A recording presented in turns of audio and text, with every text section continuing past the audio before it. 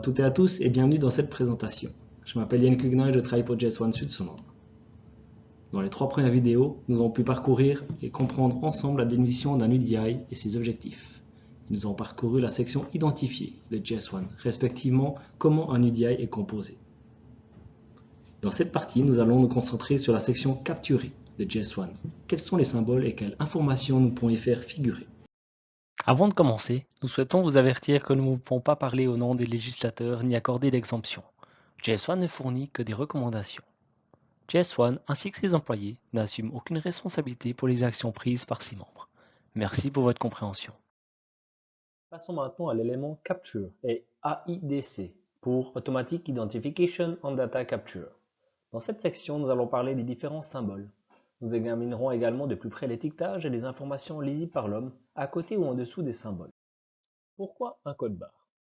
On dit souvent que les codes barres augmentent l'efficacité. Oui, mais pourquoi? Très souvent, un code barre est facilement identifiable et nous permet de distinguer automatiquement les données à traiter. Également, avec un seul balayage, vous saisissez toutes les données à enregistrer. Donc tout ceci est égal à un gain de temps. Il veille également à ce que les données soient capturées correctement, sans faute de frappe possible. Donc, on peut dire qu'il augmente la qualité des données saisies et limite le risque d'erreur. Les codes barres sont également l'une des conditions requises pour soutenir les supply chains automatisées d'aujourd'hui. Les 3 symboles représentés ici sont principalement utilisés dans le domaine des soins de la santé. Il s'agit du code EAN en bas à gauche, du code barre JS1 128 en haut au milieu et du JS1 Data Matrix en bas à droite. Comme déjà mentionné, seul le GTIN peut être encodé dans le code barre EN13 simple. Ce code barre est donc reconnu dans tous les points de vente, POS. Ce symbole peut être utilisé sur les produits de vente.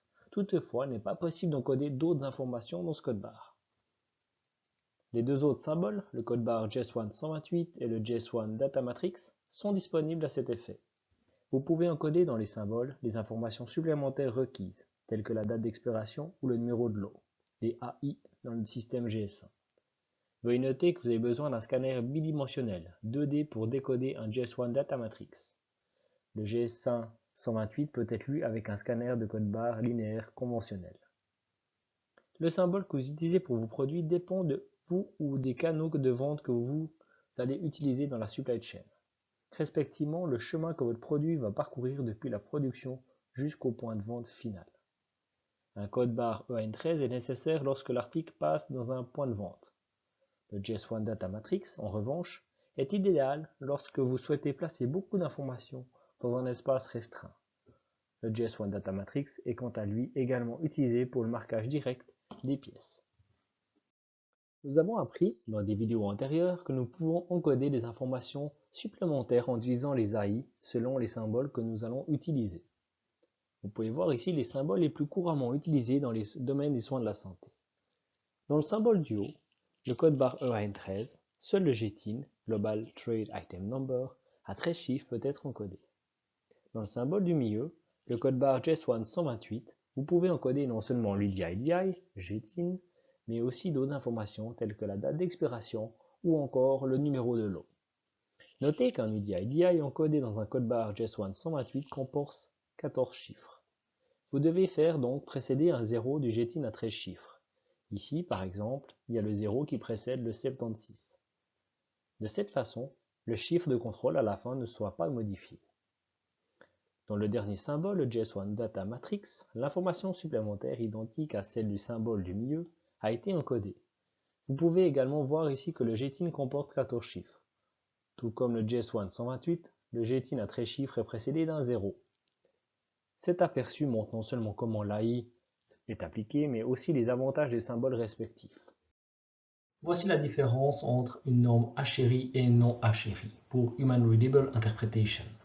Un non HRI correspond à un caractère tel que les lettres et les chiffres qui ne peuvent être lus par des personnes et peuvent être ou non encodés dans des supports de données JS1 et ne sont pas limités à une structure et un format basé sur les normes JS1. Par exemple, un code de date exprimé dans un format national qui peut être utilisé pour encoder un champ de date dans un support de données, un nom de propriétaire de la marque, des déclarations et des consommateurs. Un champ HRI est un caractère tel que les lettres et les chiffres qui peuvent être lus par des personnes et sont encodés dans des supports de données JS1 confiné à une structure et un format standard JS1. Voici encore 3 liens sur des documents qui pourraient vous être très utiles. Nous faisons également des vérifications de vos étiquettes et de vos codes barres. Pour cela, veuillez nous envoyer un exemplaire de vos étiquettes sur leur support original. Ainsi, nous pourrons vérifier si les recommandations de JS1 sont correctement appliquées. Comme membre, vous avez droit à 10 vérifications gratuites par an. Après cela, ça vous coûtera 100 francs par vérification.